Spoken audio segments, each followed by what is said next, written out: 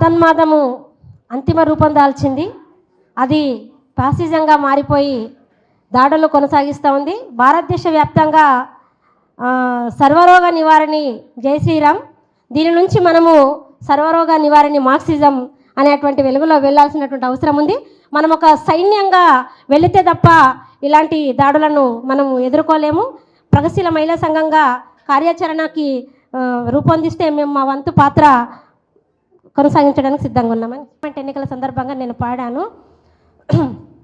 వేష భాషలు సంస్కృతిపై నీ దాడి, దేశానికొక్కడే నాయకుడనెరులేంది, మానవ హక్కులను కాలరాసే మనుధర్మం ముందుకు తెస్తున్నావు, చిందులు వేస్తున్నావు, రాజ్యాంగము హక్కులకై ఓరి మోడీ ఓ మతన్మాది, నిన్ను తరిమి తరిమి కొడుతమురా పోరా మోడీ, రిజర్వేషన్ల కొరకు ఓరి మోడీ ఓ మతన్మాది, నిన్ను గద్దె దించుతము పోరా మోడీ, కతువాత్రాసు అగ్రకుల అహంకార, ఆడపిల్లలపై అత్యాచారాలేంది, కడుపుతో ఉన్ననని కాళ్ళు మొక్కినా వినక బిల్కిస్ బానోను క్రూరంగా చేర్చుడేంది, నేరస్తుల విడుదల చేసి ఓరి మోడీ ఓ మతన్మాది, పూలమాలలేసి తింపుతున్న వేందిరకేడి.